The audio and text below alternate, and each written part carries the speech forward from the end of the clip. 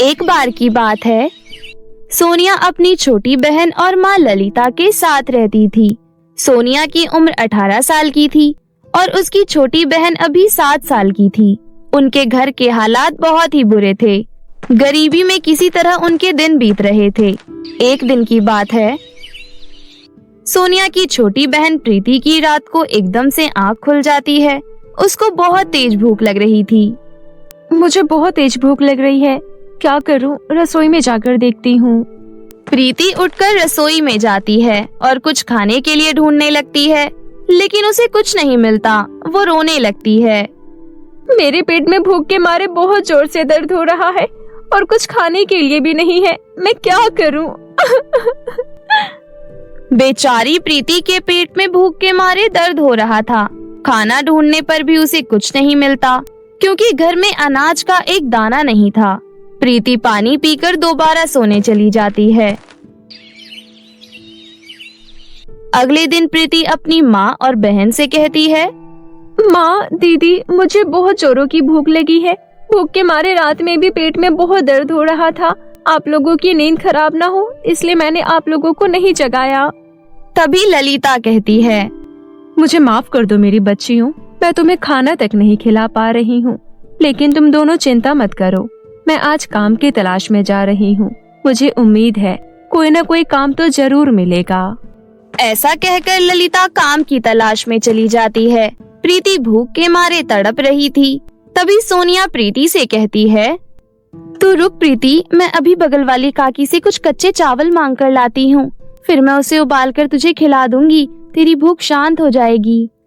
ऐसा कहकर सोनिया अपनी पड़ोसन के पास जाती है। सोनिया की पड़ोसन बहुत ही कंजूस और खड़ूस थी। सोनिया उसके पास जाकर कहती है, काकी, आपको तो हमारे घर के हालात अच्छे से पता है। प्रीति को बहुत भूख लगी है और घर में कुछ खाने के लिए भी नहीं है। भगवान के लिए थोड़े से कच्चे चावल दे दीजिए, मैं उन्हें उबालकर प्रीति को खिला दूंगी। जब देखो मुंह उठाकर मांगने आ जाती है, शर्म नहीं आती क्या? कितनी बार मैं तुझे अनाज दे चुकी हूँ। मेरा पति तुम्हारे लिए नहीं कमाता है, मैं नहीं देने वाली तुझे चावल। चल जा यहाँ से। सोनिया की पड़ोसन उसको कच्चे चावल नहीं देती है और उल्टा फटकार कर उसे भगा देती है। सोनिया को बहुत ठेस पहुँचता है। वो उदास मन से घर आती है। तब प्रीति उससे कहती है, क्या हुआ दीदी, काकी ने चावल नहीं दिया ना? मुझे पहले ही पता था वो हमें चावल नहीं देने वाली। वो बहुत बुरी है। ऐसे मत बोल प्रीति, आज उन्होंने हमारी मदद नहीं की तो क्या हुआ? वैसे तो उन्होंने कितनी बार हमें अनाज दिया है ना। वो दोनों बहनें उदास होकर बैठ जाती हैं। दूसरी तरफ ललिता पूरा गांव घूम लेती है, लेकिन उसे किसी के यहाँ काम नहीं मिलता। दोनों बच्चियों से वादा करके घर से निकली थी कि कोई ना कोई काम जरूर मिल जाएगा, पर आज भी कोई काम नहीं मिला। दोनों बच्चियां मेरी आस देख रही होंगी कि माँ खाना लेकर आएगी। क्या करूं, कुछ समझ नहीं आ रहा। ललिता यही सब सोचते सोचते चल रही थी। तभी उसे एक औरत दिखी जो कुछ रोटियां फेंक रही थी। ललिता भागते हुए उसके पास गई और बोली, रुक जाइए बहन जी, इन रोटियों को मत फेंकिए। ये रोटियां मुझे दे दीजिए। 2 दिन से मेरी बच्चियां भूखी है, मैं उनको खिला दूंगी। लेकिन बहन जी, ये रोटियां तो 2 दिन पुरानी है, बिल्कुल सूखी हुई है। आप और आपकी बच्चे इसे कैसे खाएंगे? 2 दिन से भूखे हैं, अगर कुछ नहीं खाए तो जान चली जाएगी।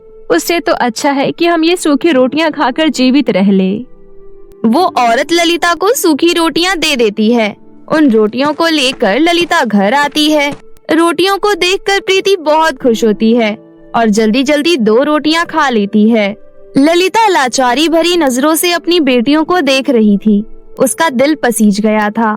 वो अपने आंसू रोक ना सकी और घर से बाहर निकलकर आंगन में बैठकर खूब रोने लगी।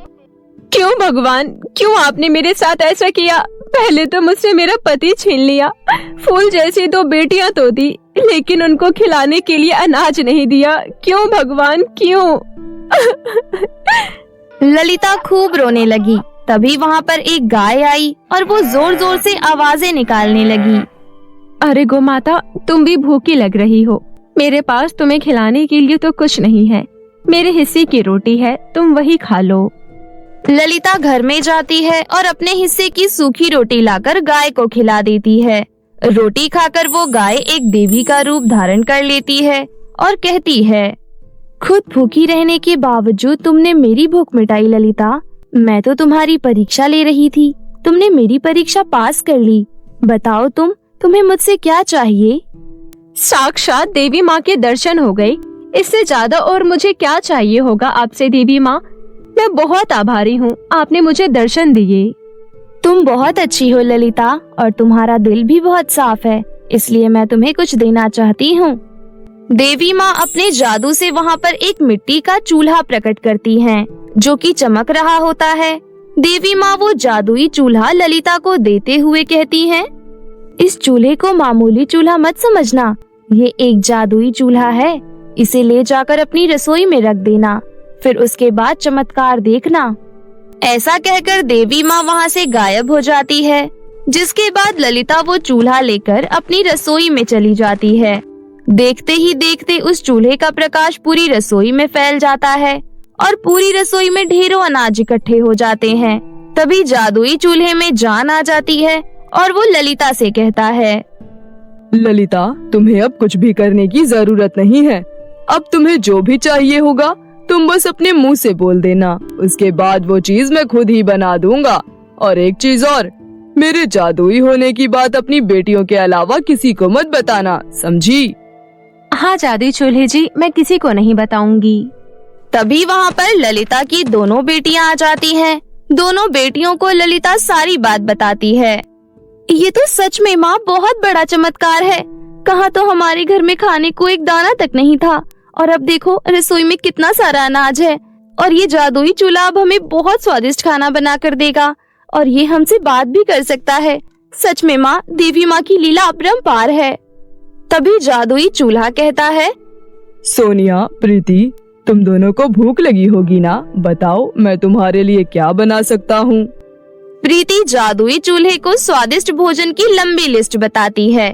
5 मिनट के अंदर जादुई चूल्हा वो सारा खाना बनाकर तैयार कर देता है।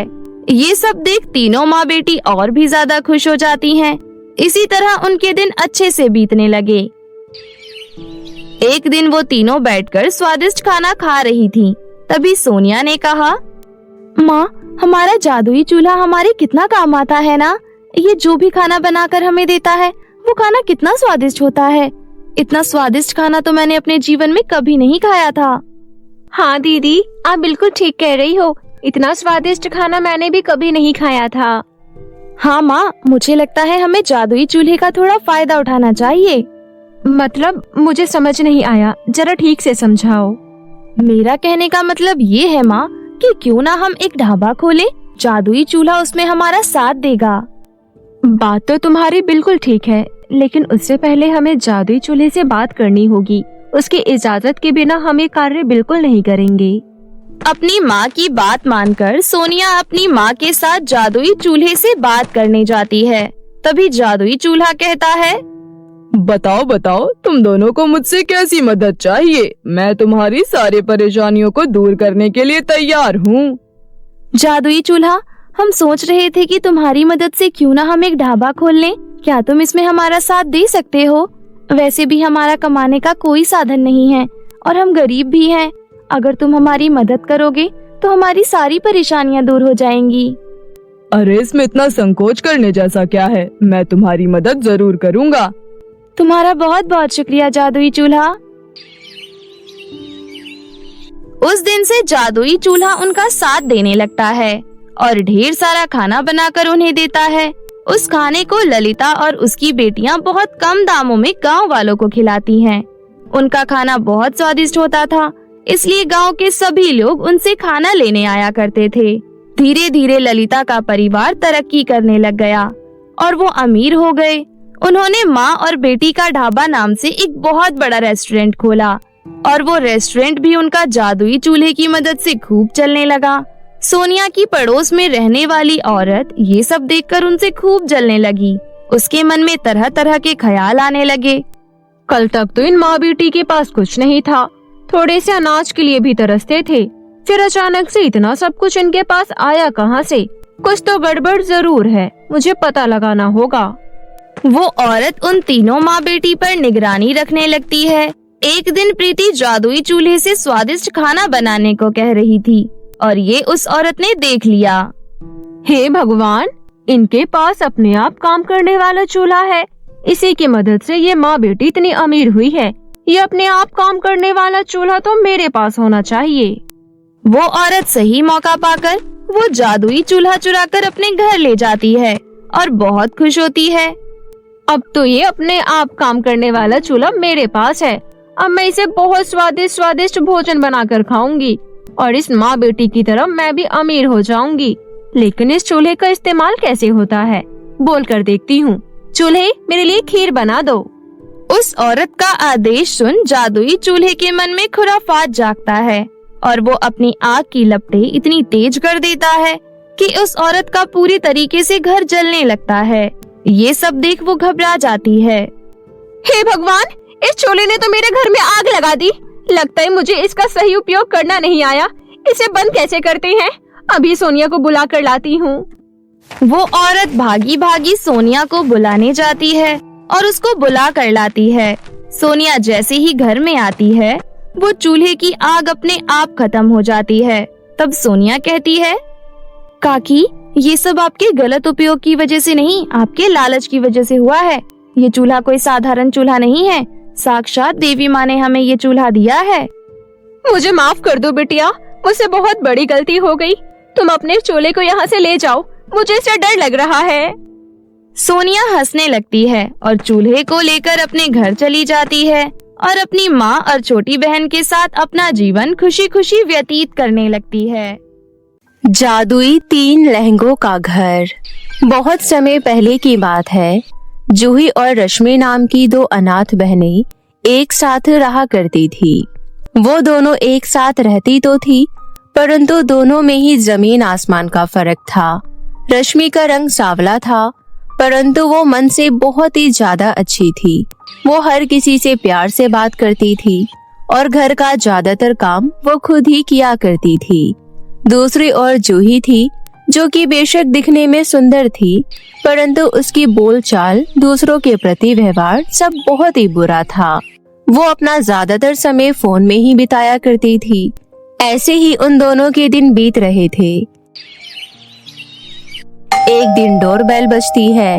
क्योंकि जूही फोन में लगी होती है, इसलिए वो ध्यान ही नहीं देती। जिसके बाद रश्मि दरवाजा खोलती है। मैडम, ये आपका पिज्जा है। आपने अभी थोड़ी देर पहले ही ऑर्डर किया था। पिज्जा? मैंने तो कोई पिज्जा ऑर्डर नहीं किया। पर मैडम, पिज्जा का ऑर्डर तो इसी एड्रेस से आया है। रश्मि, मैंने ही पिज्जा मंगवाया है। मैंने पेमेंट ऑनलाइन कर दी थी। पिज्जा लेकर अंदर आ जाओ।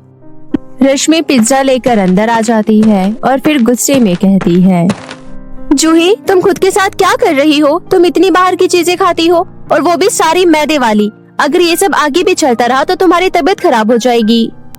ऐसा कुछ नहीं होता, ये सब कहने वाली बातें हैं। अब लाओ, मुझे मेरा पिज्जा दो, नहीं तो ठंडा हो जाएगा और फिर मजा नहीं आएगा। मैं कितना भी कह लूं, पर तुम्हारे कान पर तो जू नहीं रेंगने वाली। तुम्हें कितनी बार कहा है कि पैसे बचाया करो, लेकिन नहीं, तुम तो मेरी एक भी नहीं सुनती। अगर किसी दिन कोई मुसीबत पड़ गई तो बस फिर लोगों से भीख मांगते फिरना। जूही रश्मि की बात सुनती है और उसे अनदेखा कर देती है। दिन इसी तरह बीत रहे होते हैं। रश्मि हमेशा घर का बना हुआ खाना खाती थी ताकि वो स्वस्थ रहे और फालतू का खर्चा भी ना हो। वहीं दूसरी ओर जूही को हर दिन कुछ न कुछ चटपटा चाहिए होता था। जहां एक और रश्मि हमेशा बचत करती थी, वहीं दूसरी ओर जूही को बचत नाम की चिड़िया से मतलब ही नहीं था। बारिश का समय था। एक दिन बहुत तेज बारिश शुरू हो गई और बारिश के साथ साथ आंधी भी चलने लगी। बारिश और आंधी के साथ होने से दोनों ने विकराल रूप ले लिया और बहुत ही तेज आंधी और बारिश होने लगी। रश्मि और जूही दोनों घर पर ही थे। रश्मि का ध्यान जहां बाहर के मौसम पर था, वहीं जूही अभी भी फोन में ही लगी हुई थी। तभी रश्मि के दरवाजे पर खटखटाहट होती है।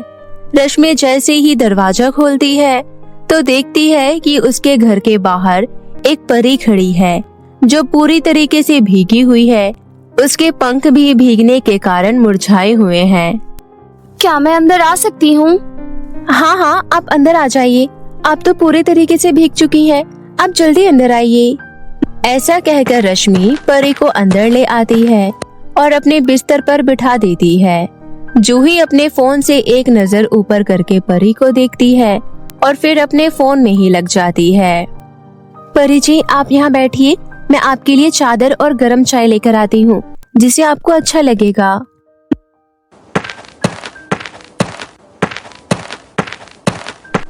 ऐसा कहकर रश्मि परी को चादर और गरम चाय देती है। कुछ देर तक परी वहीं आराम करती है और फिर कुछ देर बाद परी पूरे तरीके से सूख जाती है। अब आप ठीक लग रही हैं। तुम्हारा बहुत बहुत धन्यवाद रश्मि। मैं अपनी परीलोक की परियों के साथ यहाँ पृथ्वी लोक पर आई थी। फिर अचानक इतनी तेज बारिश और आंधी शुरू हो गई। वो लोग तो वापस परीलोक चले गए, परंतु मैं इस आंधी और तेज बारिश में फंस गई। मेरे पंख भीग जाने के कारण मेरी सारी जादुई शक्तियाँ भी बंद हो गई। इसलिए मैं आश्रय की तलाश करने लगी। फिर मुझे तुम्हारा घर दिख गया। मुझे लगा था कोई दरवाजा नहीं खोलेगा, परंतु तुमने दरवाजा खोला और मुझे सहारा दिया। सच में आज तुमने मेरी जान बचाई है। पता नहीं मैं तुम्हारा धन्यवाद कैसे करूंगी। इसमें धन्यवाद करने की क्या जरूरत है। इंसान में इतनी इंसानियत तो होनी ही चाहिए कि वो सामने वालों की मदद कर सके। तुमने जो किया उसके लिए तो मैं तुम्हारी आभारी थी ही, लेकिन तुम्हारा व्यवहार देखकर मुझे और भी अच्छा लग रहा है। तुम सच में बहुत ही अच्छी लड़की हो। मैं तुमसे बहुत प्रसन्न हूँ, इसलिए मैं तुम्हें उपहार के रूप में कुछ देना चाहती हूँ। ऐसा कहते ही परी एक नक्शा प्रकट करती है और उस नक्शे को रश्मि को देते हुए कहती है, रश्मि, ये कोई मामूली नक्शा नहीं है, बल्कि ये जादुई 3 लहंगों के घर तक जाने का नक्शा है। इस नक्शे के बताए रास्ते पर चलने से तुम नदी पर बने जादुई 3 लहंगों के घर के पास पहुंच जाओगी। वहां बने जादुई 3 लहंगों के घर बहुत ही अद्भुत हैं। हर किसी के पास अपनी शक्तियां और अद्भुत चीजें हैं। तुम उनमें से किसी भी घर में जा सकती हो, लेकिन एक बात ध्यान रहे, जब तक तुम वहां से अपनी जरूरत की चीजें लोगी तब तक सब सही रहेगा। पर जिस वक्त तुमने लालच शुरू कर दिया, उसी वक्त तुम्हारा बुरा समय शुरू हो जाएगा। अच्छा, अब मौसम सही लग रहा है, मुझे वापस परीलोक जाना होगा। तुम अपना ध्यान रखना, मेरा आशीर्वाद तुम्हारे साथ ही है। ऐसा कहकर परी वहां से गायब हो जाती है। रश्मि उस नक्शे को अच्छे से देखती है